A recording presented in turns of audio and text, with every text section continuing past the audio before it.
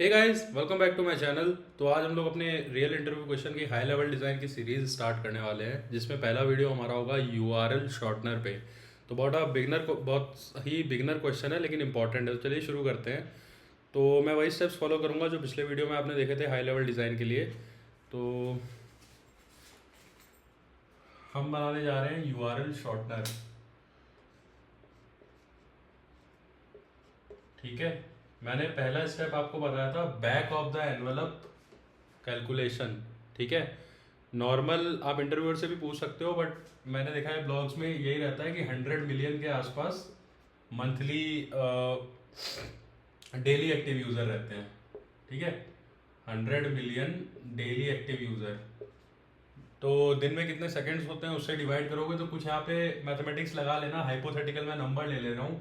Suppose करो कुछ कुछ आएगा, समथिंग अराउंड, डिवाइड कर लेना जो भी आएगा। सपोज कर लो कि 1 मिलियन कुछ आ रहा है। ठीक है, पर सेकंड इतनी रिक्वेस्ट आ रही हैं। अब नॉर्मली क्या होता है ना कि यूआरएल शॉर्टनर की ज़रूरत हमें किस लिए पड़ती है कि जैसे ट्विटर वगैरह में किसी को कुछ शेयर करना है तो ट्विटर में कैरेक्टर लिमिट होती है, या किसी और प्लेटफॉर्म में ले लो कैरेक्टर लिमिट होती है।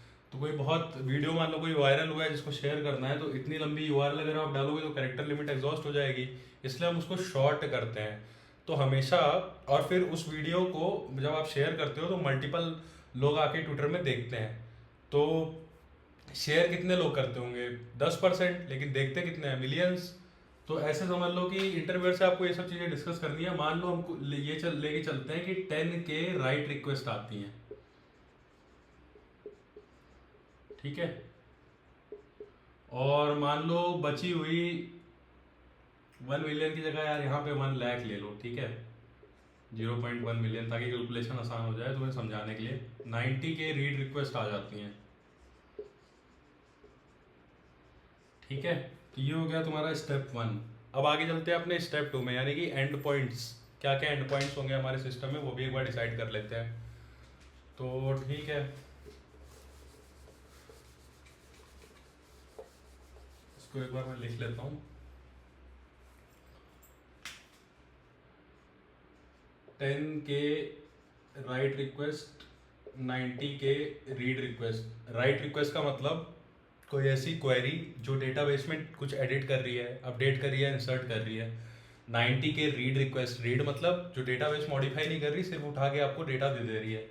स्टेप 2 में यूआरएल देखते हैं। तो यार यूआरएल शॉर्टनर में क्या ही होगा, एक बड़ी सी यूआरएल यूजर भेजेगा, तुम्हारा सिस्टम उसकी छोटी यूआरएल तुम्हें दे देगा। तो एक एंड पॉइंट मान लो पोस्ट का होगा, /URL/लॉन्ग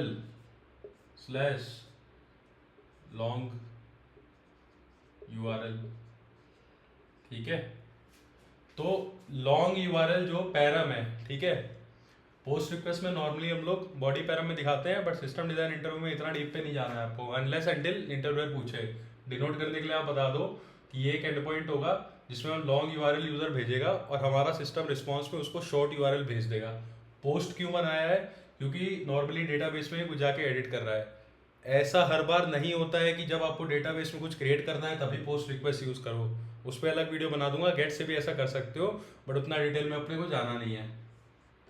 ठीक है, अच्छा, इंटरव्यू में एक चीज़ मैंने और देखी है। इंटरव्यू में लोग क्या करते हैं ना, पर्टिकुलर इस चीज़ पे पूरा डिस्कशन ड्राइव कर देंगे।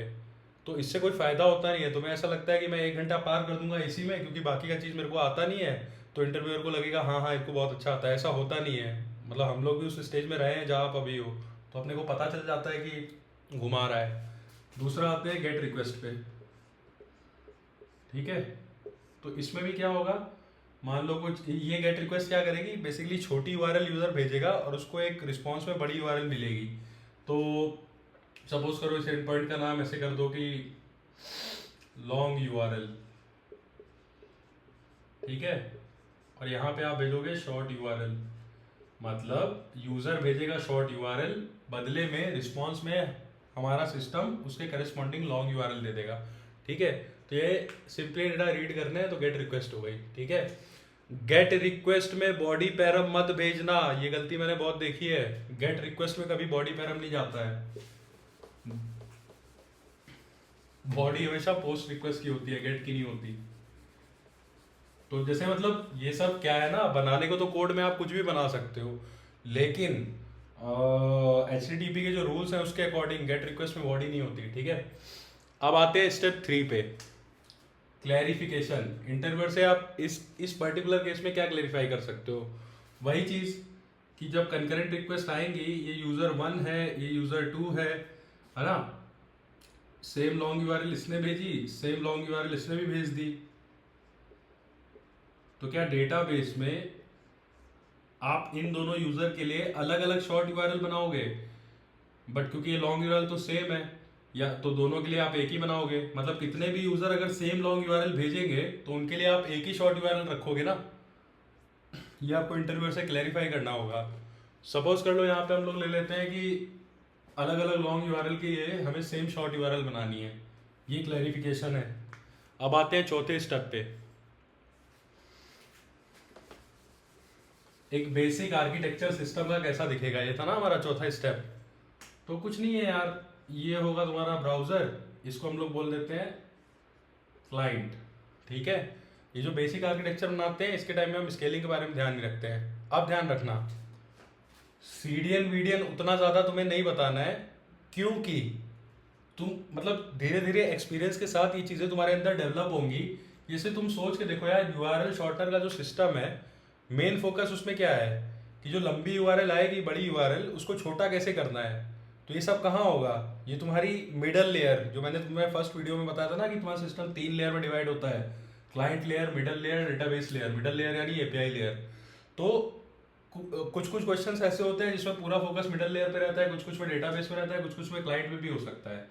तो इस क्वेश्चन का पर्टिकुलर फोकस मिडल लेयर पे है। ये कैसे आपको आएगा? ये एक्सपीरियंस के साथ आएगा, क्योंकि आप सोच के देखो यार, बड़ी यूआरएल आ रही है, उसको छोटा करना है, तो आप क्लाइंट पे तो उसको छोटा करवा नहीं सकते हो। वेब सर्वर का मेनली काम क्या होता है? That is an entry point for the outer world. Web server usually HTML CSS ये सब देता है ना। तो ये बिजनेस लॉजिक है, बड़ी यूआरएल को छोटा करना है, तो ऑब्वियसली वो मिडल लेयर पे ही जाएगा। डेटाबेस लेयर पे क्यों नहीं जाएगा? क्योंकि इसके लिए आपको कोई बहुत भयंकर सा स्कीमा नहीं चाहिए ना।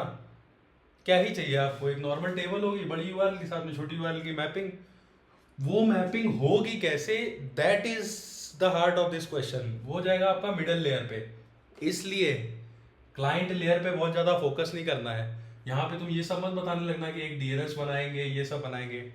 मुंह से बस बता देना कि we will have a DNS, CDN etcetera, but for the simplicity I am just making a load balancer, और साथ में ये इंस्टेंस है। अच्छा, तुम ये भी बोल सकते हो कि यार अभी तो स्केलिंग पे ध्यान रखना नहीं होता था, 5th स्टेप में आपने बनाया, तो लोड बैलेंसर किस लिए लगाया है? तो वो आप चाहो तो स्किप भी कर सकते हो, बट मैंने ऐसे ही बना दिया है कि इसको हटाने की कोई मतलब नहीं है। बेसिकली इस इंस्टेंस का आईपी इस लोड बैलेंसर के पास आएगा, जितनी भी रिक्वेस्ट आएंगी इस इंस्टेंस पे चली जाएंगी। तो ये हमारा हो गया एपीआई सर्वर, ठीक है, जिसके अंदर वो 2 यूआरएल होंगी, लॉन्ग यूआरएल, शॉर्ट यूआरएल, ठीक है। उसके बाद क्योंकि अभी हम स्केलिंग पे ध्यान नहीं दे रहे हैं, ठीक है, और जो हमारी मतलब स्केलिंग पे ध्यान नहीं दे रहे तो ऑब्वियसली डेटा आप केवल देखोगे। मैंने आपको बताया था ना नो सीक्वल और सीक्वल में कैसे डिसाइड करते हैं। तो मैंने बताया था कि पहले फैक्टर तो होते हैं कि ट्रांजैक्शन चाहिए कि नहीं, दूसरा चाहिए कि स्केलिंग के बेसिस पे कि बहुत ज़्यादा राइट स्केलिंग है तो हम लोग जाते हैं नो सीक्वल डेटा बेसिस में। अब यहाँ पे हम लोग स्केलिंग पे ध्यान तो दे नहीं रहे हैं, ठीक है। ट्रांजैक्शन एक चाहिए, लेकिन सिर्फ एक स्टेप का ट्रांजैक्शन है, बड़ी यूआरएल आएगी उसका छोटा करना है आपको। तो this can be handled at database, this can be handled at code level. मैंने आपको क्या बताया था? नो सीक्वल यूज करोगे तो ट्रांजैक्शन कोड लेवल पे हैंडल करना पड़ेगा, सीक्वल यूज करोगे तो डेटाबेस में हैंडल हो जाएगा। क्योंकि ये ट्रांजैक्शन सिर्फ एक स्टेप का है, बहुत छोटा है, इसलिए हम लोग यहाँ पे बोलने को बोल सकते हैं कि नो सीक्वल भी यूज किया जा सकता है। बट मैंने सीक्वल क्यों यूज किया है? क्योंकि पिछले वीडियो में मैंने आपको बताया था कि एक थर्ड क्राइटेरिया होता है स्ट्रक्चर्ड और सेमी स्ट्रक्चर्ड डेटा। तो यहाँ पे आप देखोगे कि डेटा हमेशा आपका स्ट्रक्चर है, जो भी टेबल होगी उसमें 2 ही कॉलम होंगे, पहला होगा लॉन्ग यूआरएल, दूसरा होगा उसके करस्पॉन्डिंग शॉर्ट यूआरएल, है ना। इसके अलावा कुछ आपको स्टोर कराना ही नहीं है। अगर मान लो क्लैरिफिकेशन वाले स्टेप में आपने इंटरव्यूअर से पूछा होता कि यार जब 2 अलग अलग यूजर सेम लॉन्ग यूआरएल भेज रहे हैं तो क्या हमें दोनों यूजर के लिए अलग अलग शॉर्ट यूआरएल भेजनी है? तो उस केस में क्या होता, यूज़र 1 L1 S1, ठीक है, ऐसे ही यूज़र 2 L1 S2।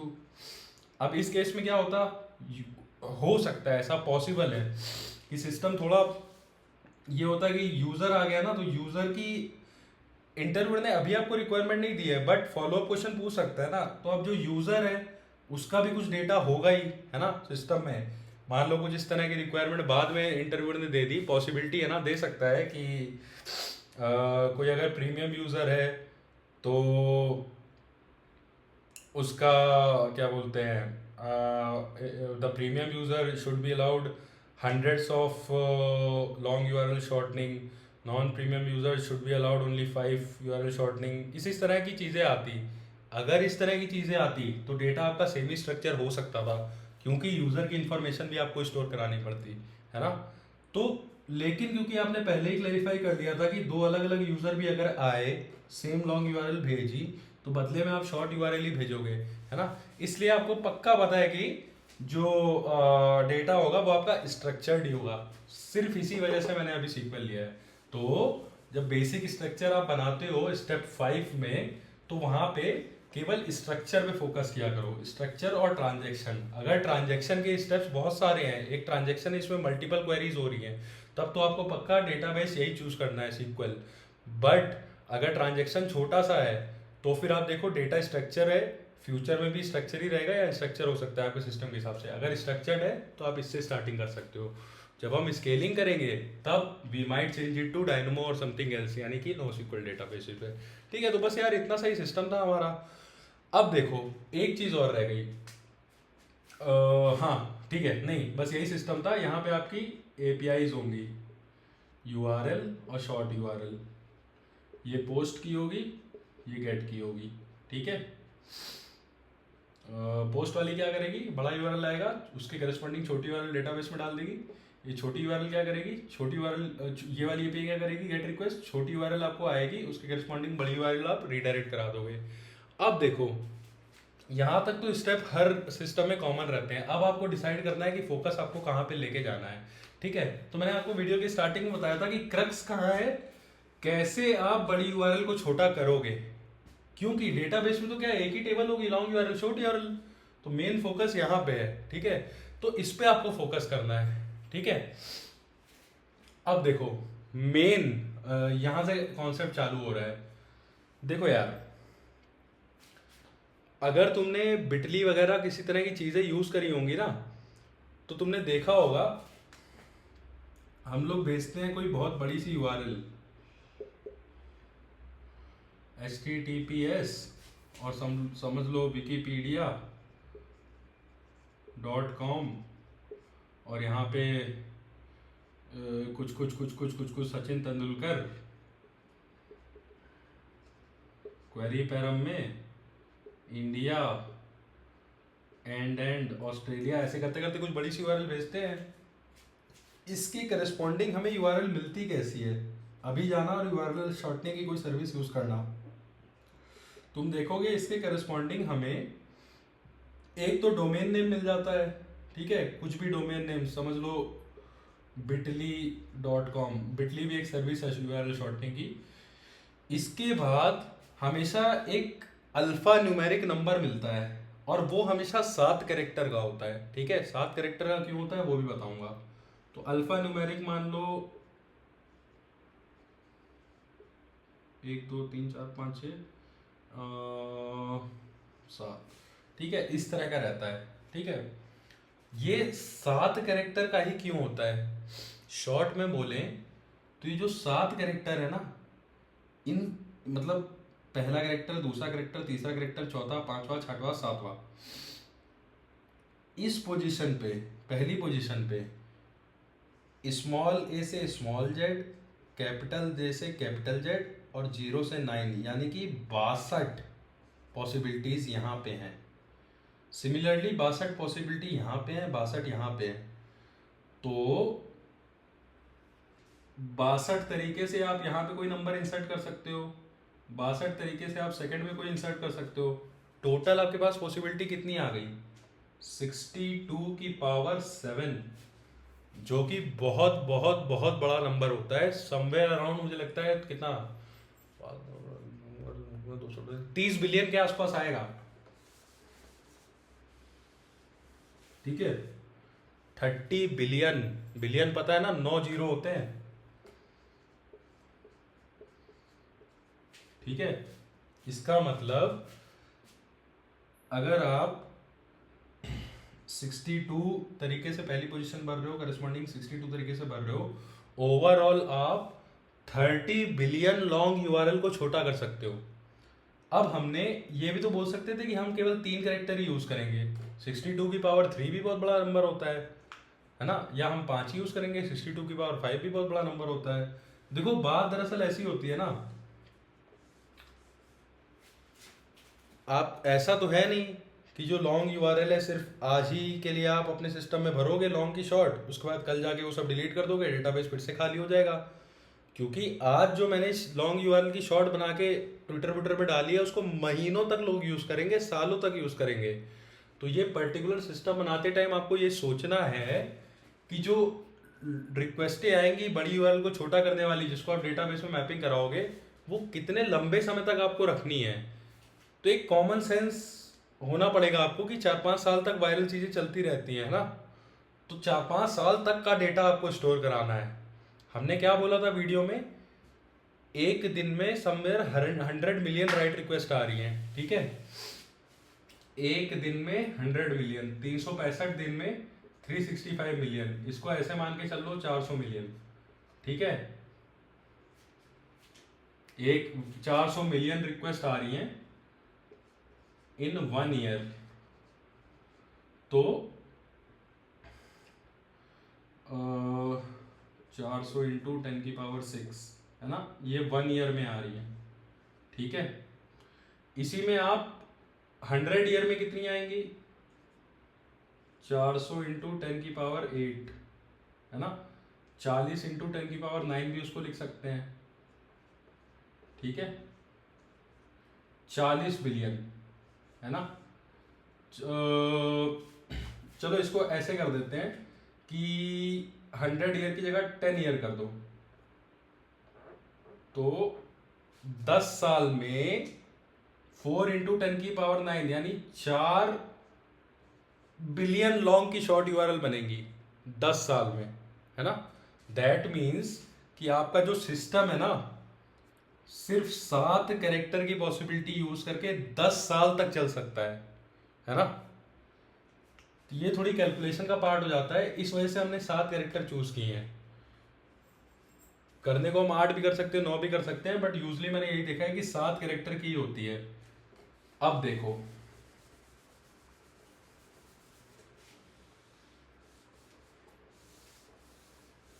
ये सिर्फ एक कॉन्सेप्ट था जो आगे काम आएगा।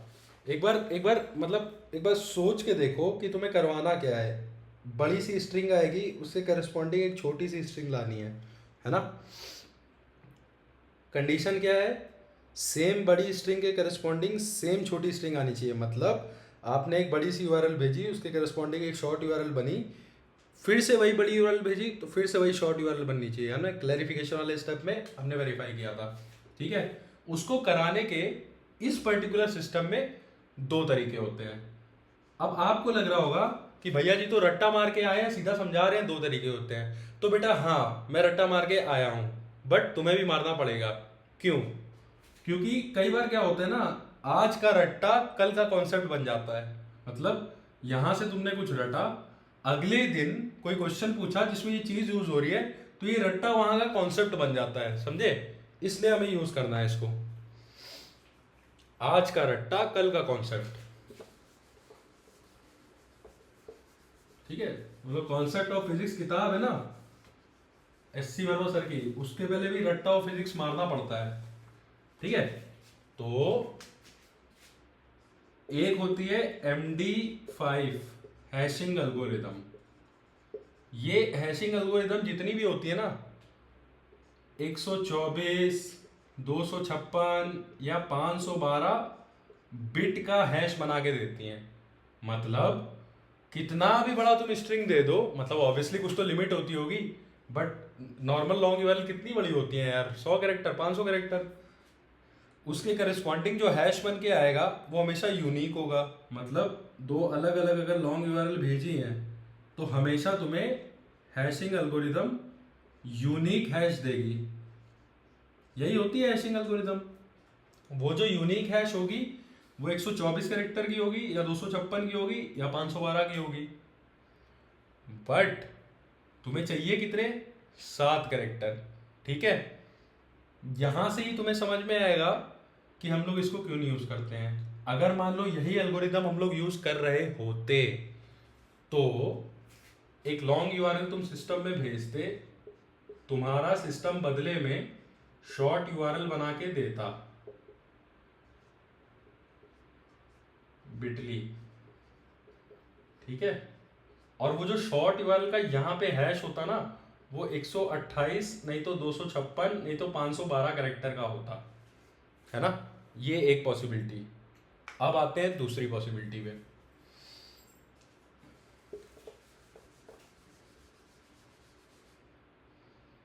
एमडी हैशिंग से ये आया है। ठीक है, दूसरी पॉसिबिलिटी है तुम्हारा बेस 62 इनकोडिंग।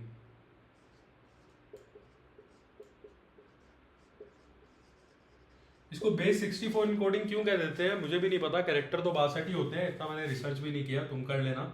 ठीक है, तो बेसिकली 62 कैरेक्टर होते हैं। हाँ, पहली जगह पे तुम 62 तरीके से भर सकते हो, दूसरी जगह पे भी 62 पॉसिबिलिटी है, तीसरी जगह पे भी 62 पॉसिबिलिटी है। टोटल 62 की पावर 7, जो कि अराउंड बहुत बड़ा नंबर आता है, 30 बिलियन के आसपास। मैंने रट्टा मारा है इस कैलकुलेशन का। ठीक है, तो हो सकता है 30 बिलियन की जगह कुछ छोटा मोटा ऊपर नीचे हो रहा हो। मेरा काम है कॉन्सेप्ट समझाना, मैं आईआईटी की मैथ नहीं पढ़ा रहा हूँ यहाँ पे। ठीक है, जाओ तो वेरीफाई कर लेना, कमेंट में बताना अगर गलत हो। समवेयर अराउंड एक बहुत बड़ा नंबर आता है जो कि इनफ होता है 10 साल के लिए सिस्टम चलाने के लिए। तो बेस 62 से हमारा फायदा क्या होता है, लॉन्ग यूआरएल आएगी, तुम्हारा सिस्टम उसके बदले में एक शॉर्ट यूआरएल भेजेगा। ठीक है, और वो जो शॉर्ट यूआरएल होगी सिर्फ 7 कैरेक्टर होंगे यहां पे। ठीक है, अब जब 7 कैरेक्टर में काम चल जा रहा है तो तुम 128, 512 या 256 कैरेक्टर क्यों एक्स्ट्रा भरवा रहे हो भाई। एक लॉन्ग यूआरएल खुद 500 कैरेक्टर की होती है, उसको कन्वर्ट करके तुम 256 कैरेक्टर का बना रहे हो तो थोड़ी मार रहे हो। उसको कन्वर्ट करके अगर 7 कैरेक्टर का बना दिया तब तुम्हारा बेनिफिट है ना। इसलिए हम लोग ये वाली एल्गोरिदम यूज करेंगे। अब तुम ऐसा भी तो सोच सकते हो कि यार ये जो एमडी हैश थी वो हमेशा यूनिक हैश भेजती थी, तो हम 128 कैरेक्टर का यूनिक हैश आएगा, लास्ट के 121 कैरेक्टर हटा देंगे, स्टार्टिंग के साथ ले लेंगे। हाँ, बट उसमें एक प्रॉब्लम है। सपोज करो ये एक लॉन्ग यूआरएल आई, तुम्हारे सिस्टम ने बदले में 1 2 AB EFC GDP QRS Khan sir, ठीक है, ऐसे करते करते कुछ 128 कैरेक्टर का भेजा। ठीक है, L2 आई, उसने बोला 1 2 AB EFC GDP QR striver. ठीक है, फिर से 128 कैरेक्टर भेजा, तुमने पीछे के 121 कैरेक्टर हटा दिए। ठीक है, बचे 7 कैरेक्टर। सिमिलरली 121 कैरेक्टर हटा दिए, बचे 7 कैरेक्टर। तो 121 कैरेक्टर हटाने के बाद ऐसा भी तो हो सकता है ना कि इनिशियल 7 कैरेक्टर दोनों के सेम हो। भाई पूरी जो 128 की हैश थी वो डिफरेंट थी, उसमें ऐसा हो सकता है ना कि स्टार्टिंग के कैरेक्टर सेम थे, जैसे आपने देखा था बाद में यहाँ खान सर था, बाद में यहाँ स्ट्राइवर था, तो दोनों हैश तो अलग अलग थे, बट अगर पीछे के आपने कैरेक्टर हटा दिए तो ये दोनों तो सेम हो गए ना। तो इससे फायदा क्या होगा, दो अलग अलग लॉन्ग यूआरएल के करस्पॉन्डिंग सेम शॉर्ट यूआरएल बन जाएगी, है ना, जो कि आपको नहीं करानी थी। तो इसीलिए हम लोग बेस 64 या बेस 62 यूज कर लेते हैं। ठीक है, दोनों सेम ही होती है, मैं बेस 62 बोल दे रहा हूँ तुम्हारे समझाने के लिए। इसको बेस 64 क्यों बोला जाता है पता नहीं, थोड़ा बहुत ऊपर नीचे हो जाए समझ लेना। ठीक है,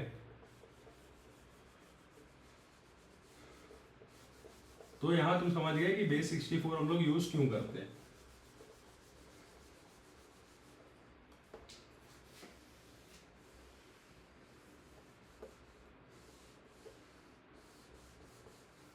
ठीक है, बेस 64 हम लोग यूज क्यों करते हैं। अब चलते हैं अगले स्टेप पे। तो अगला स्टेप हमारा क्या था, अगला स्टेप था हमारा स्केलिंग का। ठीक है, उसके पहले आपको एक और चीज समझनी पड़ेगी।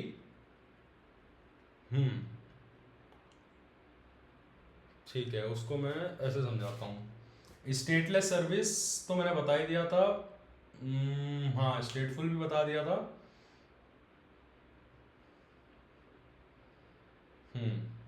काउंटर्स भी मैंने बता दिया था, नहीं काउंटर नहीं बताया था ना। हाँ, ग्लोबल काउंटर।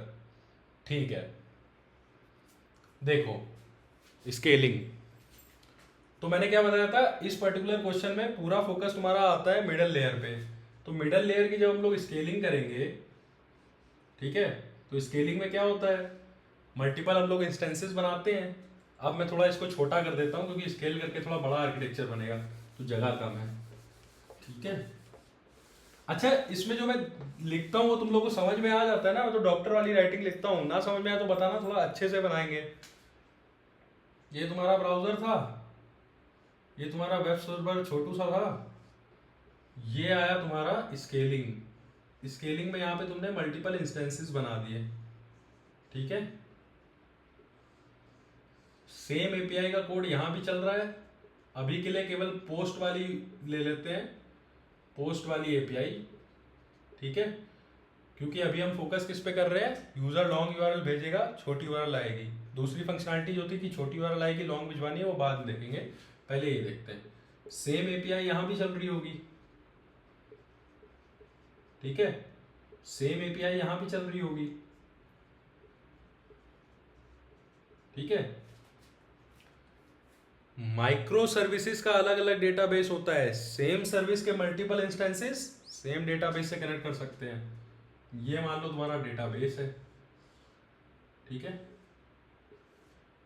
डेटाबेस की स्केलिंग पे भी डिस्कशन करेंगे, अभी हम लोग एपीआई सर्वर की स्केलिंग पे बात करते हैं। स्केलिंग होती है तो यहाँ पे लोड बैलेंसर लगता है, क्योंकि पूरे सिस्टम में सिर्फ एक ही सर्विस है, इसलिए हमें एपीआई गेटवे की जरूरत नहीं होती। एपीआई गेटवे कब यूज होता है, जब अलग अलग सर्विसेज होती हैं। इस सर्विस में जाने के लिए अलग एंड पॉइंट चाहिए होता है, बेस एंड पॉइंट, मान लो स्लैश पेमेंट, इस सर्विस के लिए स्लैश ऑर्डर। तो API gateway is use for intelligent routing. But यहाँ पे तो सिर्फ एक ही सर्विस है, स्लैश यूआरएल से सब यहाँ पे आते हैं, है ना। इन सारी यूआरएल का बेस एंड पॉइंट क्या होगा, स्लैश यूआरएल होगा, है ना। तो एक ही यूआरएल है, तो हमें एपीआई गेटवे की जरूरत नहीं है। API gateway versus load balancer का मैंने वीडियो बनाया है, वहाँ पे समझ लेना डिटेल में। तो हम सिर्फ यहाँ पे लोड बैलेंसर लगा रहे हैं। ठीक है, अब देखो नुकसान क्या होगा, नुकसान। ठीक है,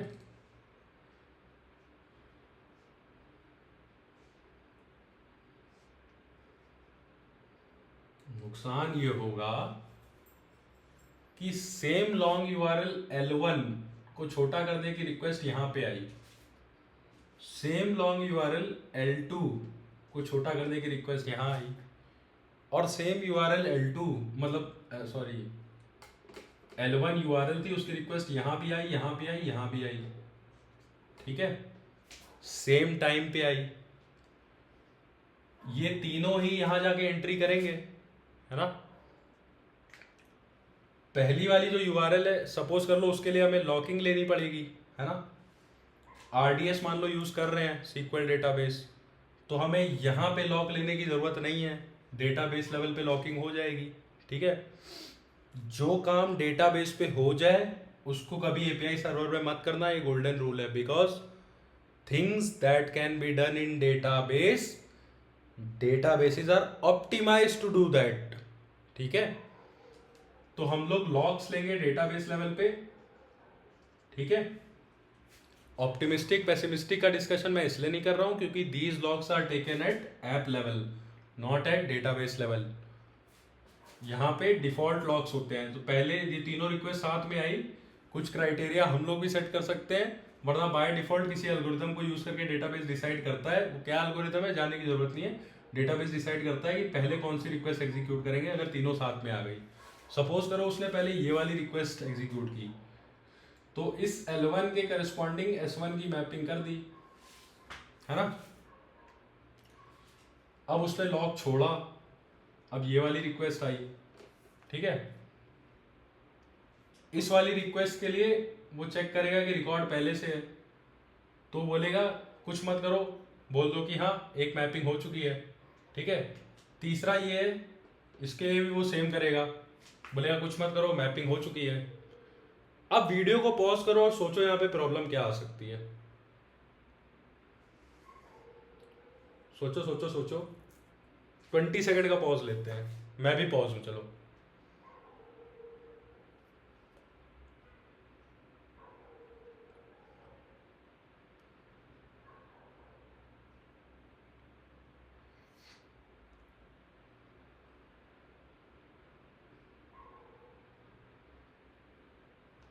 चलो, ये तुम्हारा अप्रैल फूल था, कुछ प्रॉब्लम नहीं आ सकती है, ऐसे स्केलिंग हो जाएगी। ठीक है, ये मैंने इसलिए किया क्योंकि इंटरव्यू में इंटरव्यूअर भी करता है, सब कुछ तुम्हारा परफेक्ट होगा, पूछेगा do you see any problem in this architecture, तुम लोग या दिस बोलेगा नो नो नो नो, फिर आखिरी में बोलेगा नो इट्स परफेक्ट।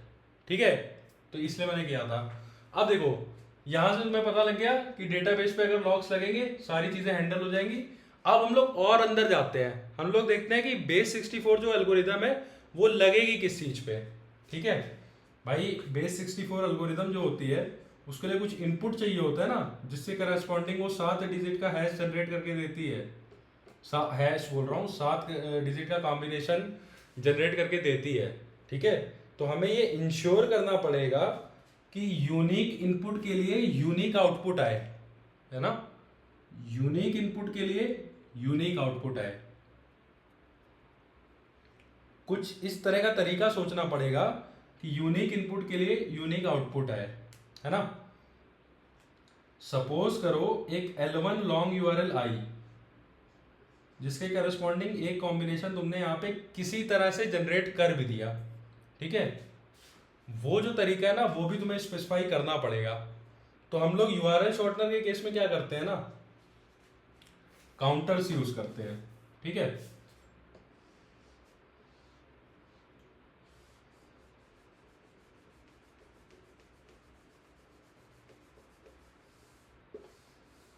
यूनिकनेस को मेंटेन करने के लिए कुछ तो तुम्हें ऐसा करना पड़ेगा ना, जैसे यार ऐसे समझ लो यार, ये इनपुट है, ये आउटपुट है 7 कैरेक्टर का। ठीक है, यहाँ पे तुम्हारी अल्गो चल रही है। ठीक है, बेस 64 वाली अल्गो चल रही है।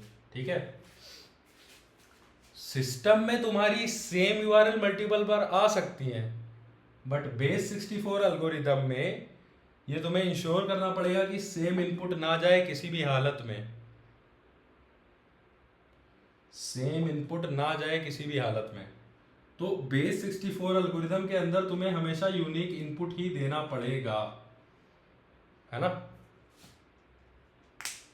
अब देखो,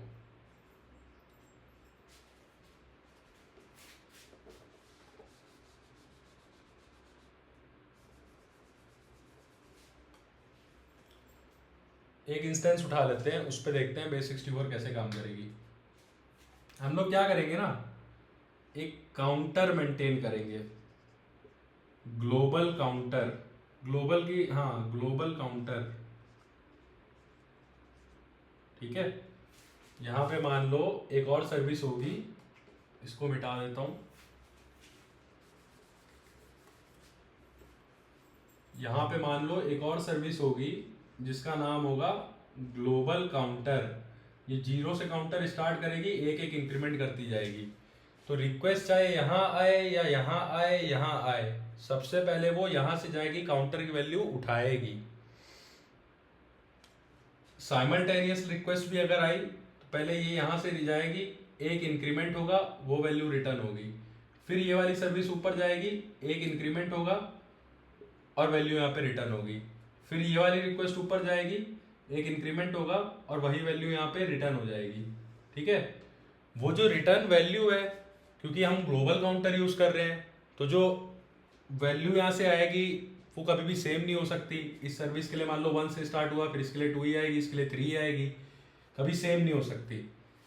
उस वैल्यू के ऊपर बेस 64 एल्गोरिदम लगेगी। तो हमेशा हमने इंश्योर किया है कि यूनिक इनपुट है, इसलिए आउटपुट भी उसका जो 7 कैरेक्टर का होगा वो हमेशा यूनिक आएगा। ठीक है, अब इस काउंटर पे एक समस्या हो सकती है। जब साइमल्टेनियस रिक्वेस्ट आई, यहाँ पे तो आपने कोई लॉक ले नहीं रखा है, लॉक तो डेटाबेस पे लिया है, तो वो साइमल्टेनियस रिक्वेस्ट ऊपर भी जाएंगी। जब वो ऊपर जाएंगी तो सेम टाइम पे सेम काउंटर हो सकता है असाइन हो जाए। उसके लिए आपको यहां पे थ्रेड बेस्ड लॉकिंग यूज करनी पड़ेगी। ऑप्टिमिस्टिक या पेसिमिस्टिक, ये आप बताना कमेंट में कि इस पर्टिकुलर केस में आप ऑप्टिमिस्टिक लॉकिंग यूज करोगे या पेसिमिस्टिक। ऑप्टिमिस्टिक मतलब शेयर्ड डेटा पे कोई रिक्वेस्ट आई, जैसे ही उसने रीड किया तभी आपने लॉक लगा दिया और दूसरी रिक्वेस्ट को रीड करना भी अलाउ नहीं किया। पेसिमिस्टिक लॉकिंग मतलब ये थी पेसिमिस्टिक लॉकिंग। ऑप्टिमिस्टिक लॉकिंग मतलब जब रिक्वेस्ट आई, रीड हुआ, ये तीनों एक साथ आ गई, तीनों को अभी करंट काउंटर वैल्यू मान लो 1 है, ठीक है। ऑप्टिमिस्टिक लॉकिंग में क्या होता था, तीनों इंस्टेंस रीड तो कर लेंगे 1 की रिक्वेस्ट, बट जब ये रिक्वेस्ट मॉडिफाई हो रही होगी उस समय कोई और आके इंटरफेयर नहीं कर पाएगा। उस समय ना रीड अलाउ होंगे ना राइट अलाउड होंगे।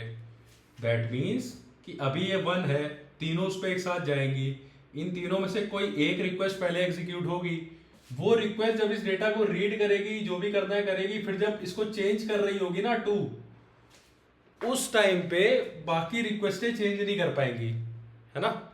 इसको बोलते थे ऑप्टिमिस्टिक लॉकिंग। पेसिमिस्टिक लॉकिंग, एक रिक्वेस्ट गई, उसने रीड किया, जब वो रीड कर रही है ना, भले ये तीनों एक साथ गई थी, इनमें से कोई एक रीड करना स्टार्ट करेगी, बाकी रिक्वेस्टों को उसी समय हम स्टॉप कर देंगे, ठीक है। वो थी पेसिमिस्टिक लॉकिंग। तो यहाँ पे कौन सी यूज होगी ये आप कमेंट में बताना। थ्योरी में मैंने इसका डिटेल का वीडियो बनाया हुआ है, आप सोच के बताना इस सिस्टम में कौन सी एल्गोरिथम यूज होगी।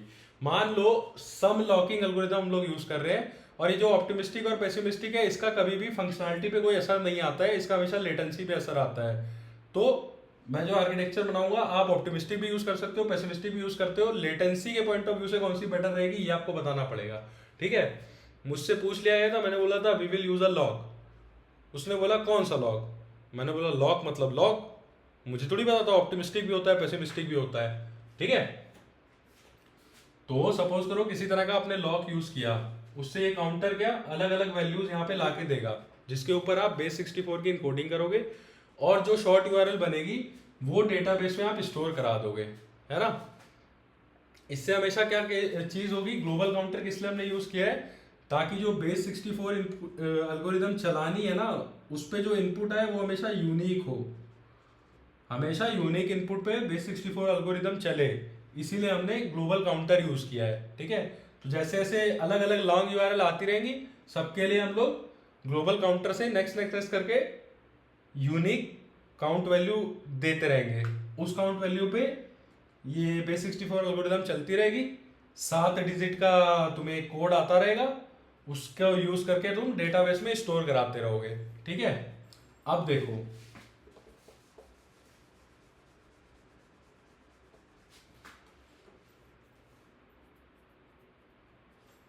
आखिरी step, we have to find out single point of failure. यहां पे तुम्हें सिंगल पॉइंट ऑफ फेलियर क्या लग रहा है, सिर्फ एपीआई लेयर की बात कर रहा हूं, क्योंकि अभी हम लोग डेटाबेस की स्केलिंग पे नहीं गए हैं, अभी एपीआई लेयर पे गए हैं। इसके तो मल्टीपल इंस्टेंस है, ये डाउन भी हो गया तो सिस्टम चलता रहेगा, ये डाउन हो गया तो सिस्टम नहीं चलेगा।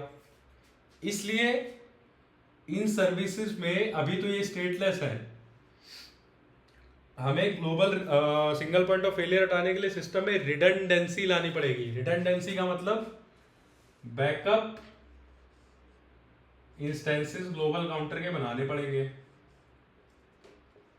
बैकअप इंस्टेंस का मतलब क्या है, रीड का केवल मान लो ये रखो, ठीक है। मतलब साइमल्टेनियस रिक्वेस्ट जब भी आई, काउंटर की वैल्यू रीड हमेशा यहां से होगी, उसके बाद जब उस वैल्यू को मॉडिफाई करते थे तो वो मॉडिफाई का चेंज यहां भी आना चाहिए, यहां भी आना चाहिए, है ना। जब वो चेंज यहां भी हो जाएगा, यहां भी हो जाएगा, तभी हम रिस्पॉन्स भिजवाएंगे। इससे प्रॉब्लम क्या होगी, सपोज कर लो तुमने ऑप्टिमिस्टिक लॉक भी यूज कर लिया था, रीड सबको कराने दिया, राइट करते टाइम लॉक लिया, तो राइट करते टाइम भी वो चेंज यहां तक जब तक रिफ्लेक्ट नहीं हो जाएगा तब तक आप लॉक छोड़ नहीं सकते। लॉक आपका बहुत लंबे समय तक लगेगा, जिसकी वजह से लेटेंसी अल्ट्रा हाई चली जाएगी।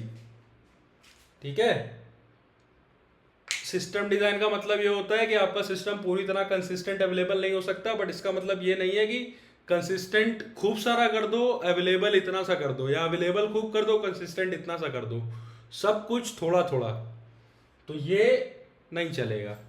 ठीक है,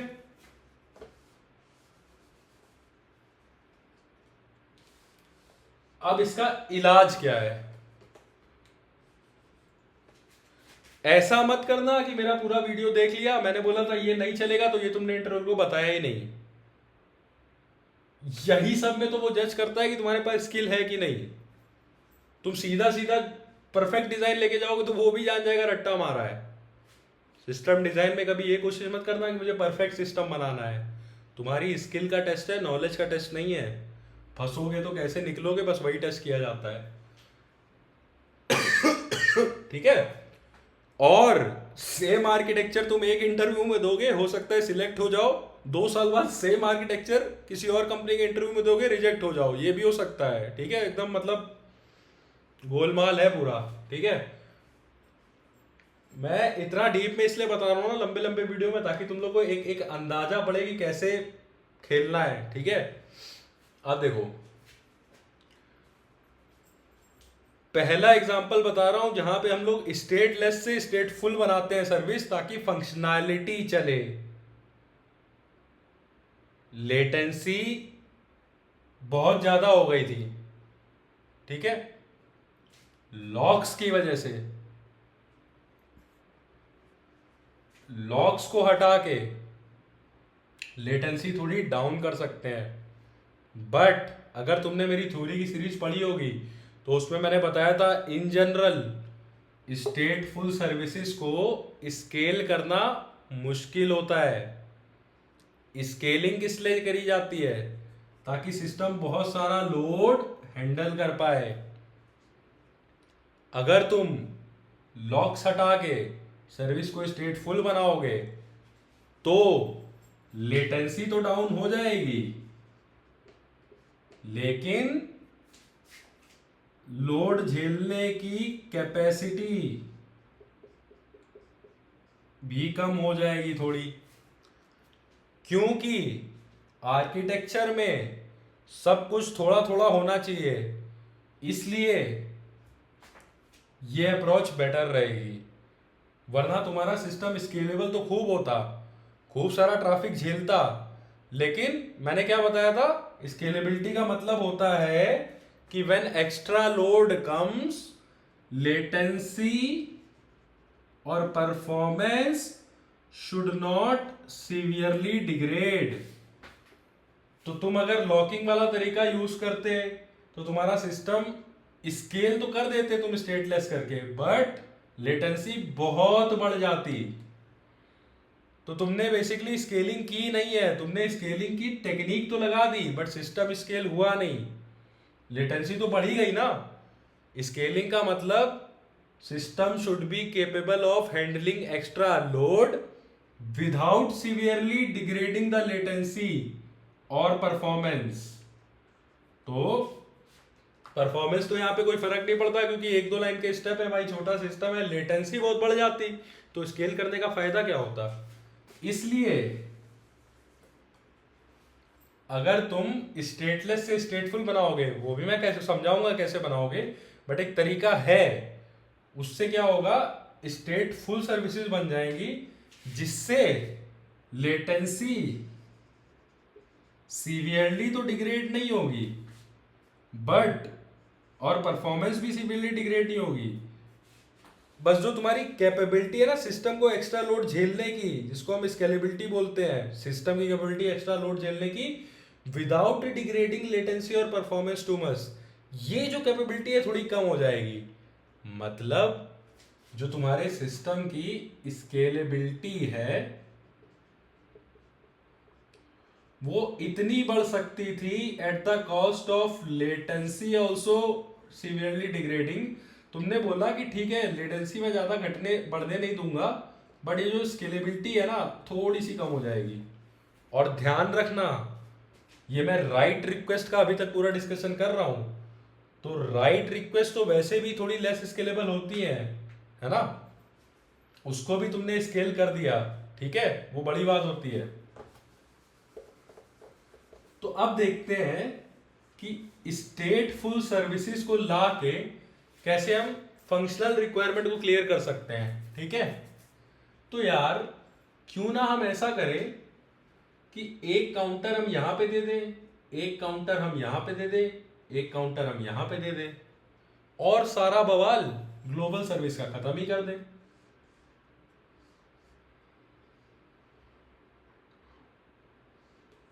चलो भैया जाओ, तुम्हारी जरूरत नहीं है, ब्रेकअप हो गया तुमसे, ठीक है।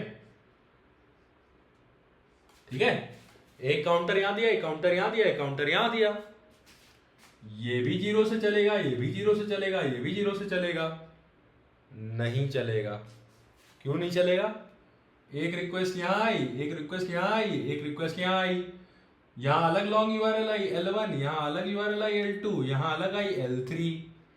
तीनों काउंटर अभी 0 पे थे। इस काउंटर ने वैल्यू दी बढ़ा के 1, जिसके ऊपर बेस 64 लगी, इसने भी वैल्यू दी 1, इसने भी वैल्यू दी 1। बेस 64 पे यूनिक इनपुट पे ही यूनिक आउटपुट आता है, सेम इनपुट पे हमेशा सेम आउटपुट ही आएगा। तो तीनों के लिए सेम 7 डिजिट का कोड आ जाएगा, और 3 अलग अलग यूआरएल के लिए सेम शॉर्ट यूआरएल बन जाएंगी, इसलिए नहीं चलेगा, ठीक है। तो हम लोग इसको सॉल्व कैसे करेंगे? हम लोग कैसे करेंगे? एक कॉन्सेप्ट होता है आईडी डिस्ट्रीब्यूशन, ठीक है। ये सब देसी कॉन्सेप्ट है, किताबों में नहीं मिलते हैं, ठीक है, ये हमारे दिमाग से निकले हैं, ठीक है। तो हम लोग क्या करते हैं, हम लोग बोलेंगे कि बाबू तुम्हारा जो काउंटर है तुम 1 से 1 मिलियन तक हैंडल करना, तुम 1 मिलियन से 10 मिलियन तक हैंडल करना। चलो 1 की जगह 2 ही रखते हैं तो बराबर बराबर रहेगा, ठीक है। तुम 2 मिलियन से लेके 3 मिलियन तक हैंडल करना। अब क्योंकि हमने तो, हाँ ठीक है ऐसे मान लो, ठीक है, बट हमने जो काउंटर 10 साल के हिसाब से बनाया था उसमें तो बिलियंस तक हमने हैंडल किया था ना। तो चलो इसको थोड़ा ऐसे कर दो कि 1 से लेके 10 मिलियन का काउंटर ये है, 10 मिलियन से 20 मिलियन का ये है, 20 मिलियन से 30 मिलियन का ये है, ऐसे करके मल्टीपल इंस्टेंसेस होंगे, है ना। तो इससे क्या होगा, भले ही L1, L2, L3 3 अलग अलग यूआरएल बनाई, अभी ये 0 पे है, ये 10 मिलियन पे है, ये 20 मिलियन पे है, तो ये वाला काउंटर देगा 1 वैल्यू, ये वाला काउंटर देगा 10 मिलियन प्लस 1, ये देगा 20 मिलियन प्लस 1। तो हमेशा काउंटर अलग अलग आएंगे। अब काउंटर क्योंकि यूनिक रहेंगे तो बेस 64 अलग अलग 60 डिजिट का आउटपुट देगी, अलग अलग 60 डिजिट का आउटपुट देगी, तो अलग अलग शॉर्ट यूआरएल बनेगी, तुम्हारा सिस्टम चटापट चलेगा, ठीक है। एक और समस्या है,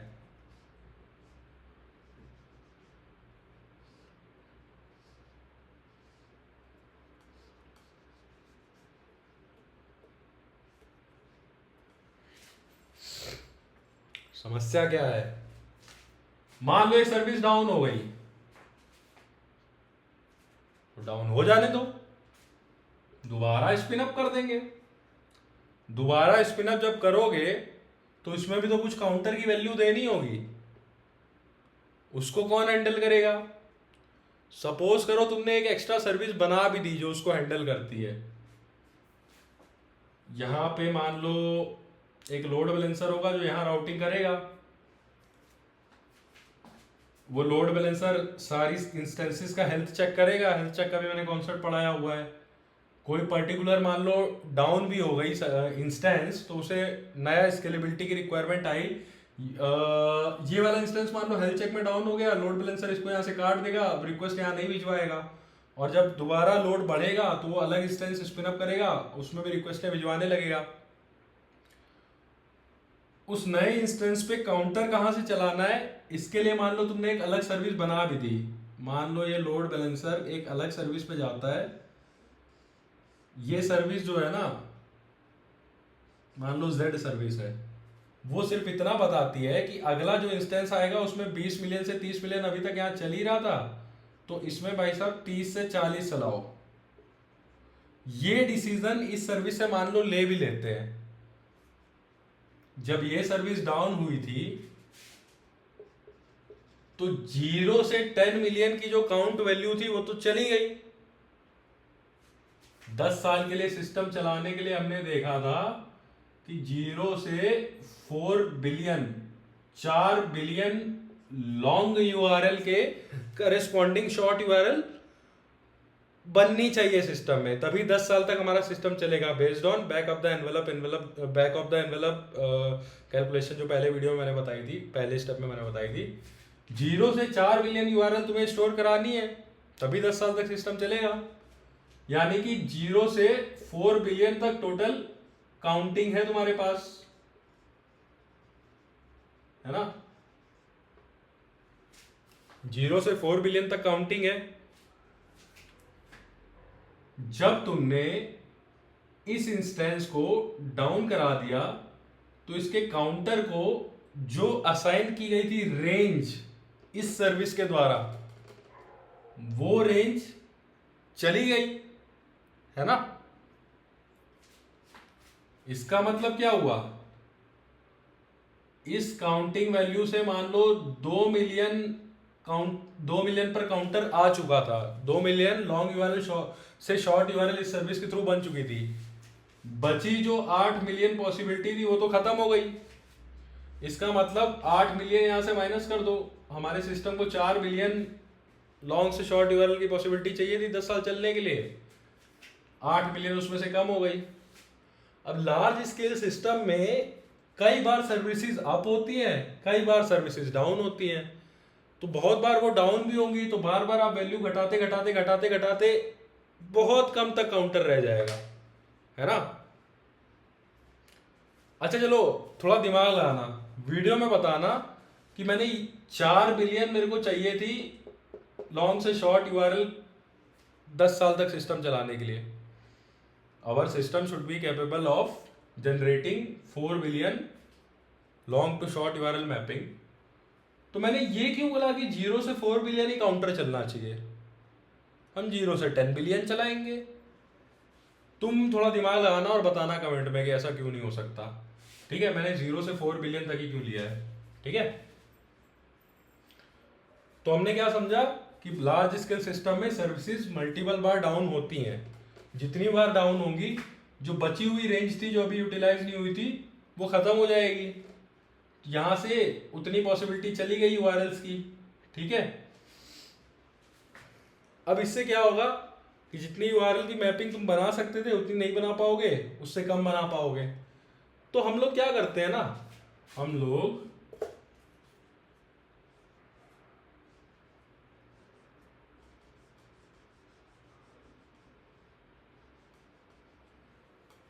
इस Z सर्विस से बोलते हैं कि यार जब भी तुम कोई नया इंस्टेंस स्पिन अप करना ना तो उसको रेंज बहुत छोटी देना यार, 0 से 10K, 10K से 20K, 20K से 30K, 30K से 40K। अब क्योंकि सिस्टम स्केलेबल है, 10K रिक्वेस्ट पर सेकेंड आ रही है, तो 10K राइट रिक्वेस्ट मैंने भेजी थी, मान लो हम लोग इसको 0 से ऐसे मान लो कि 100K देते हैं, ठीक है। इसको मान लो 100K से 200K देते हैं, इसको मान लो 200K से 300K देते हैं, इसको मान लो 300K से 400K देते हैं, ठीक है। 10K राइट रिक्वेस्ट पर सेकेंड आ रही थी, 100 सेकेंड तक तो ये चलेगा। मान लो 60-70 सेकेंड चलने के बाद सिस्टम तुम्हारा डाउन हो गया, तो केवल 30K रिक्वेस्ट ही वेस्ट होंगी। बेसिकली पहले हम लोग 0 से 10 मिलियन तक की रेंज दे रहे थे, अब 0 से 100K यानी छोटी रेंज देने का फायदा क्या है? ये रेंज जल्दी से कवर अप होगी। जब तक ये इंस्टेंस मान लो डाउन भी हुआ तो बहुत छोटा छोटा पोर्शन ही यहां से माइनस होगा, बहुत छोटा छोटा रेंज ही जाएगा, जिसका इफेक्ट बिलियन के टर्म्स में बहुत कम है। इस वजह से हम ये छोटी छोटी रेंज देते हैं। बट छोटी छोटी रेंज देने का एक और घाटा है। घाटा क्या है? मान लो 10K राइट रिक्वेस्ट पर सेकंड थी, यानी 100 सेकंड में ये पूरा सिस्टम भर जाएगा, है ना? तो अब इसको, और सपोज करो कि 300 से 400 के अभी 4 इंस्टेंस चल रहे थे, पहला इंस्टेंस भर गया, तो ये Z सर्विस को डिसाइड करना पड़ेगा कि अब अगला काउंटर की रेंज क्या दें इसको। तो मान लो अगली काउंटर की रेंज 400K से 500K दी। ये डिसीजन इस Z सर्विस को लेना है। तो इस Z सर्विस को तुम देख रहे होगे, इसके बहुत काम है। लोड बैलेंसर जब भी कोई नया इंस्टेंस स्पिन अप करेगा तो इस सर्विस के पास जाएगा और बोलेगा कितनी काउंटर रेंज देनी है।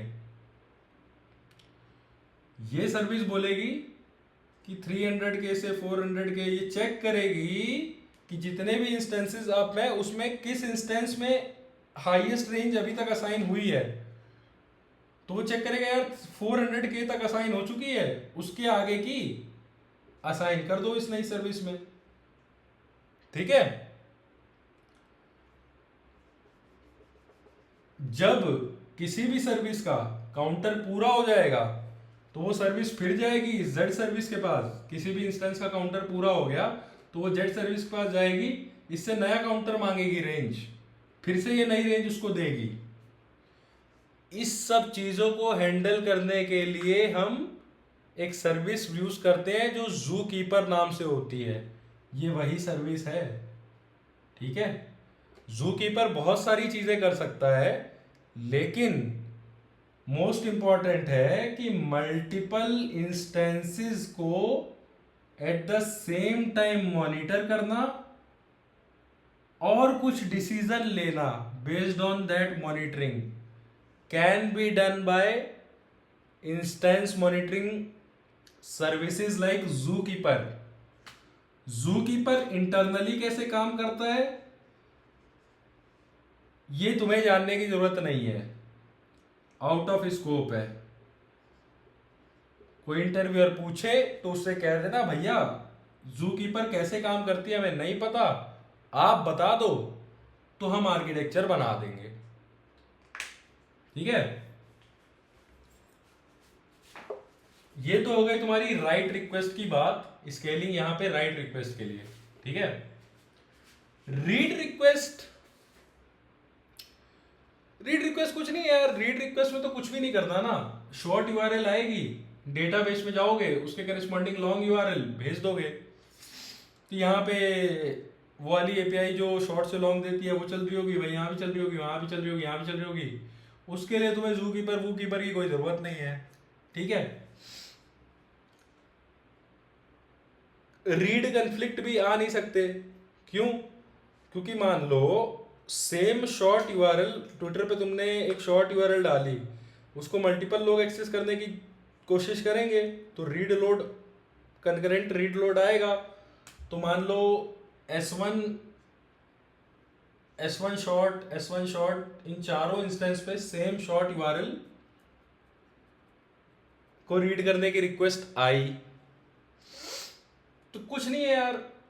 हमने सीक्वल डेटाबेस यूज किया था, लॉग्स यहाँ पे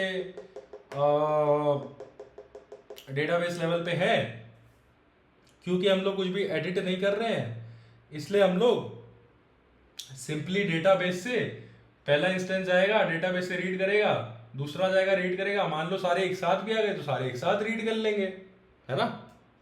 या एक साथ नहीं आए, एक मिलीसेकंड के डिफरेंस में आए तो भी कोई दिक्कत नहीं है, रीड ही तो करना है। यहाँ पे जाएंगे रीड करके दे देंगे।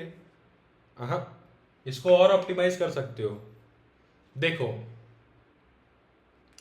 मैंने तुमको बताया था कि जब सिस्टम को स्केल करते हैं तो हमें मेक श्योर करना पड़ता है कि लेटेंसी बहुत ज्यादा डिग्रेड ना हो और परफॉर्मेंस भी बहुत ज्यादा डिग्रेड ना हो। ठीक है, परफॉर्मेंस तो यहाँ पे हमारे हाथ में नहीं है क्योंकि 2-3 लाइन का स्टेप है। परफॉर्मेंस के नाम पे तुम क्या कर सकते हो, बेस 64 एल्गोरिदम को मोस्ट ऑप्टिमाइज करते हो, जो डेवलपर का काम है, तुम्हारा नहीं है, तुम आर्किटेक्ट हो, तुम सिस्टम बना रहे हो। मिस्त्री लेबर का काम थोड़ी करता है। ठीक है, कंट्रोवर्शियल हो गया, इसको हटा देना। ठीक है, तो हम लोग क्या कर रहे थे, रीड लोड की बात। अब देखो यार, क्योंकि 90K रिक्वेस्ट पर सेकेंड आएंगी, ठीक है, तो ऐसा हो सकता है ना कि ये शॉर्ट यूआरएल अभी किसी ने एक्सेस की, 1 मिलीसेकेंड या 10 मिलीसेकेंड बाद फिर कोई और चाह रहा है, फिर कोई और चाह रहा है, फिर कोई और चाह रहा है, तो क्यों ना हम एक रेडिस लगा दें। वो रेडिस कैश करके रखेगा रिक्वेस्ट को। तो यहां पे रेडिस भी तुमने आर्किटेक्चर में देखा। ठीक है, रेडिस से क्या हुआ, रीड लेटेंसी थोड़ी सी कम हुई सिस्टम की। ठीक है, तो ये था कि हम रीड और राइट रिक्वेस्ट को एपीआई लेवल पे कैसे हैंडल करेंगे। डेटाबेस की स्केलेबिलिटी पे भी थोड़ी बात कर लेते हैं।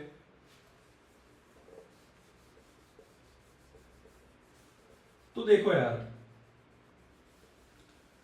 पूरी कहानी अभी हमारी अभी चल रही थी सीक्वल डेटाबेस को लेके, बट मैंने जो पिछला वीडियो बनाया था जिसमें मैंने आपको बताया था general steps to follow high level design question, वहां मैंने बोला था कि अगर 1K से लेके 2K तक राइट रिक्वेस्ट है तो आप जनरली इंटरव्यू में एसक्यूएल जा सकते हो।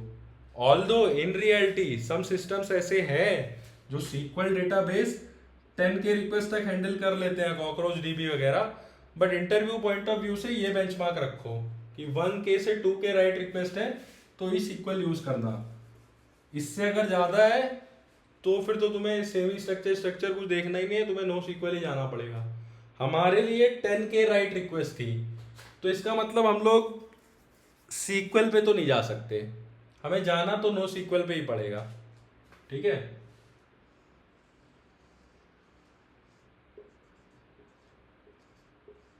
अब नो सीक्वल पे जब बदलोगे in the process of scaling your system, SQL से जब नो सीक्वल पे बदलोगे तो इम्पैक्ट क्या पड़ेगा। पूरे सिस्टम में मैंने बात की थी, लॉक लगेगा डेटाबेस में, क्योंकि सीक्वल पे डेटाबेस लेवल पे लॉक लग जाते हैं। यहां हम लोग क्या यूज कर रहे हैं, नो सीक्वल। नो सीक्वल पे लॉक डेटाबेस लेवल पे नहीं लगता है, तो वो लॉक्स हमें ऐप लेवल पे लगाने पड़ेंगे। तो आप इंटरव्यू को मुंह से ये बताना कि if we further want to handle the write latency read latency we will have to implement locks at API level because we will use NoSQL database. अच्छा, यहां पे अब तुम्हें कहानी नहीं बतानी है कि मार्केट में कुछ ऐसे भी सिस्टम है जो सीक्वल है, स्केलेबल भी है, लॉक्स भी अपने आप में हैंडल कर लेते हैं, उसमें नो सीक्वल सीक्वल दोनों की प्रॉपर्टी है और कोई ट्रेड ऑफ नहीं है, बट वो कहानी तुम्हें बतानी नहीं है। यहाँ तुम्हारी स्किल का टेस्ट है, नॉलेज का टेस्ट नहीं है। ठीक है, दुनिया में आज भी परमाणु बम पॉपुलर है, हाइड्रोजन बम बट उससे ज्यादा पावरफुल है, फिर भी पॉपुलर परमाणु बम है। ठीक है, तो इंटरव्यू में स्किल का टेस्ट होता है, तो हम लोग जब नो सीक्वल डेटाबेस यूज करेंगे, लॉग्स यहाँ से हटाने पड़ेंगे, लॉग्स यहाँ पे लगाने पड़ेंगे। ठीक है, ये तो पहला चेंज आ गया। ठीक है, दूसरा चेंज, नो सीक्वल डेटाबेस हमने यूज किस लिए किया था, क्योंकि राइट रिक्वेस्ट बहुत ज्यादा थी। राइट रिक्वेस्ट ज्यादा होती है तो इंफ्रास्ट्रक्चर लेवल पे नो सीक्वल डेटाबेस उसको हैंडल कर लेता है। इंफ्रास्ट्रक्चर लेवल का मतलब ये जो नो सीक्वल डेटाबेस है, एग्जांपल ले लो, जैसे AWS अपना नो सीक्वल डेटाबेस प्रोवाइड करता है, इसका नाम है dynamo dB. Master master master slave दुनिया भर का जो भी होता है ना, वो सब AWS हैंडल कर लेता है। तो अब इंटरव्यू के बीच में तुम्हें यहाँ पे नहीं घुसना है कि यार we will use NoSQL database because it will use master slave sync sync communication. तुम्हें चुप बैठना है। अब इंटरव्यूअर अगर पूछे, तुम्हें बस ये स्टेटमेंट देना है, since NoSQL databases are optimized for handling write load we will go with DynamoDB। अब अगर इंटरव्यूअर पूछे कि नहीं मुझे बताओ कैसे हैंडल करता है, तब तुम्हें मुझे थ्योरी का लेक्चर चाप देना है, मास्टर स्लेव एसिंक सिंक। ठीक है, कैसे? जल्दी से ओवरव्यू दे देता हूँ। हम लोग क्या करते हैं, डेटाबेस की स्केलिंग का ओवरव्यू दे देते हैं। ठीक है, ये तो तुम समझ ही गए थे, डेटाबेस पे बात हो रही है। बेसिकली मैं उस थ्योरी लेक्चर का रिवीजन ही करा रहा हूँ, जल्दी से करा देता हूँ। इसको सबको मिटा देते हैं। वीडियो बहुत लंबा हो चुका है यार, कैसे मैं इसको डालूं समझ में नहीं आ रहा है। अच्छा तुम लोग मेरे को बताना कि ये लॉन्ग वीडियो अच्छे लगते हैं शॉर्ट इसलिए बताता हूँ ना ताकि तुम्हारा फोकस रहे। तो ये खाना खाने पानी पीने बैठते हो ना, तो ये सब वीडियो खोल के बैठा करो। ठीक है, वरना 1 घंटे का देख नहीं पाओगे। देखो बात ऐसी है ना यार, तुमको लगता होगा कि 1 घंटे में कितनी कहानी बता रहा है, बट तुम 5-5 10-10 मिनट के वीडियो 20 जगह देखोगे, आधी अधूरी बात समझ में आएगी। क्यों कैसे वो सब कुछ नहीं समझ में आएगा। एक एक सेंटेंस वो लोग लिख देंगे, उसको लेके तुम इंटरनेट पे जाओगे, 50 जगह सोचोगे। तो उससे अच्छा देख लो 1 घंटे का वीडियो। हम लोग बात कर लेते हैं कि NoSQL database write load कैसे हैंडल कर लेते हैं। बेसिकली डेटाबेस की स्केलेबिलिटी की बात कर लेते हैं कि डेटाबेस जब स्केल करना होता है तो हम लोग कैसे करते हैं। मान लो ये एक इंस्टेंस था तुम्हारे डेटाबेस का, इसकी कनेक्शन पूल साइज थी मान लो 10K कंकरेंट रिक्वेस्ट, या मान लो कनेक्शन पूल साइज था 1K कंकरेंट रिक्वेस्ट। हमारे सिस्टम में कितनी आएंगी? 10K concurrent request. तो तुम्हें 10-10 इंस्टेंस बनाने पड़ेंगे। ये सारे राइट इंस्टेंस होंगे, मतलब इनमें से किसी में भी राइट हो सकता है। तो जब 10K रिक्वेस्ट सडनली आ भी गई तो थोड़ी इधर जाएंगी, थोड़ी इधर जाएंगी, थोड़ी इधर जाएंगी, 10 में थोड़ी थोड़ी डिस्ट्रीब्यूट हो जाएंगी, हैंडल हो जाएंगी। यहां पे तुम्हें इंटरव्यूअर को बताना पड़ेगा कि अगर हम सिस्टम स्ट्रांगली कंसिस्टेंट चाहते हैं तो अगर एक रिक्वेस्ट इस वाले इंस्टेंस पे भी आई, जब तक वो मतलब हम उसको सिंक्रोनसली इन सारे इंस्टेंस पे रेप्लिकेट करवाएंगे। जब सब पे हो जाएगी उसके बाद ही हम रिस्पॉन्स भिजवाएंगे। ठीक है, कि तुम्हारी राइट रिक्वेस्ट कंप्लीट हो चुकी है। इससे क्या होगा, इससे लेटेंसी बढ़ेगी। ठीक है, अब तुम सोच रहे होगे कि यार स्केल करने के चक्कर में लेटेंसी कुछ ज्यादा ही डिग्रेड नहीं हो रही है। तो भैया लेटेंसी अगर तुम नहीं बढ़ाओगे और इस तरह से स्केलिंग नहीं करोगे तो तुम्हारी ऐप सर्वर पे तो बहुत सारी रिक्वेस्ट आ रही थी, 10K हैंडल हो जा रही थी। उसके बाद जब डेटाबेस पे वो सारी 10K एक साथ जाएंगी तो वो हैंडल ही नहीं हो पाएंगी, लिसन क्यू में वेट करेंगी, बहुत सारी टाइम आउट हो जाएंगी, बहुत सारी टाइम आउट हो जाएंगी, बहुत सारी शेयर्ड रिसोर्स पे लग रही होंगी लॉक्स की वजह से, परफॉर्मेंस खराब होगी सिस्टम की। तो या तो परफॉर्मेंस बचा लो, या तो परफॉर्मेंस सही रखो, फंक्शनैलिटी सही रखो, लेटेंसी थोड़ा बढ़ जाने दो।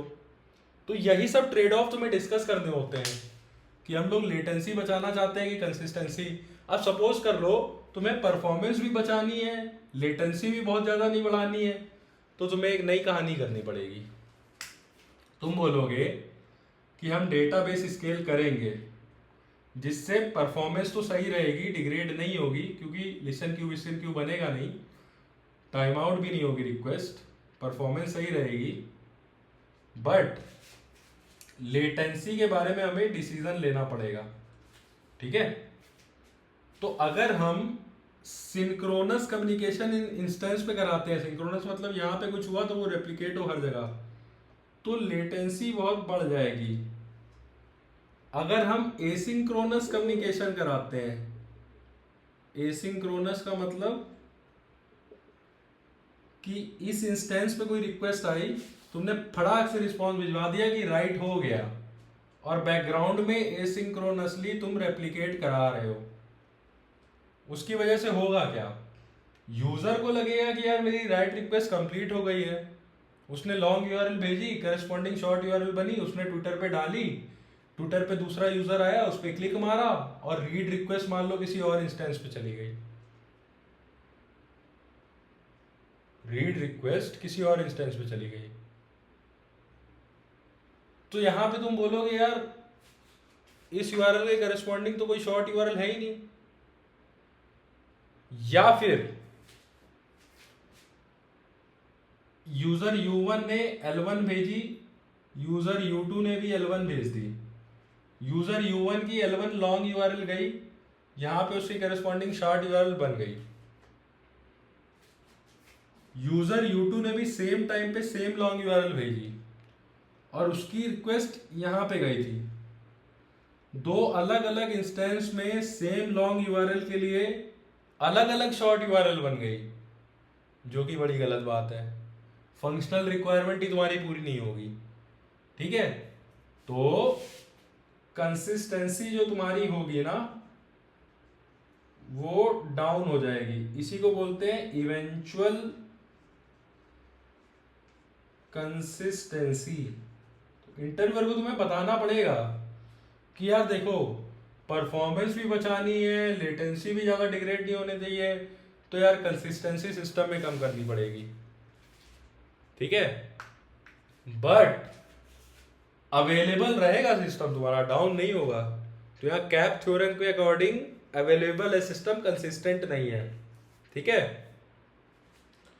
किसी भी हालत में लेटेंसी तो डिग्रेड करनी ही नहीं है, तुम्हें बस कंसिस्टेंसी और अवेलेबिलिटी के बारे में चेक करना है।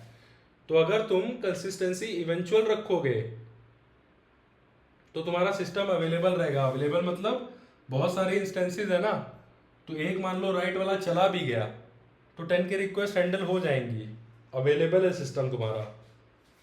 अगर रिक्वायरमेंट ऐसी है कि तुम्हें कंसिस्टेंसी स्ट्रांग चाहिए तो लेटेंसी तो तुम डिग्रेड होने से बचा नहीं सकते, मतलब लेटेंसी तो तुम्हें डिग्रेड होने से बचानी ही है, वरना स्केलेबिलिटी का कोई मतलब नहीं है। स्केलेबिलिटी का मतलब यही होता है कि system should be capable of handling too much load without severely degrading latency और परफॉर्मेंस।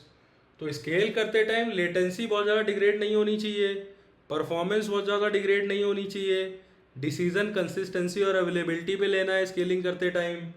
अगर जो स्केलिंग करते हो तो तुम बेसिकली सिस्टम में रिडंडेंसी ला रहे हो ना, सेम इंस्टेंस मल्टीपल बार ला रहे हो, उसकी वजह से अवेलेबिलिटी तो बढ़ती है बट कंसिस्टेंसी पे डिसीजन लेना पड़ता है। कंसिस्टेंसी अगर बहुत ज़्यादा स्ट्रॉन्ग चाहिए तो लेटेंसी बढ़ जाएगी, लेटेंसी बढ़ाना अलाउड नहीं है, तो इसका मतलब अवेलेबिलिटी थोड़ी कम करनी पड़ेगी। अवेलेबिलिटी कम कैसे करोगे?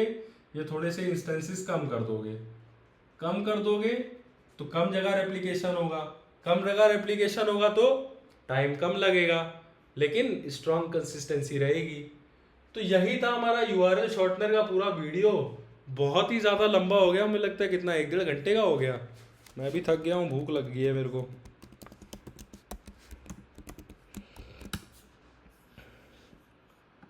कमेंट में आप लोग ज़रूर बताइएगा कि ये वीडियो आपको कैसा लगा। देखो बहुत ज़्यादा कहानी मैंने इसको बताई है बट मुझे ऐसा लगता है कि इस वीडियो देखने के बाद आपको कहीं और जाना नहीं पड़ेगा और एक ही बार में दिमाग में घुस गया होगा, ठीक है?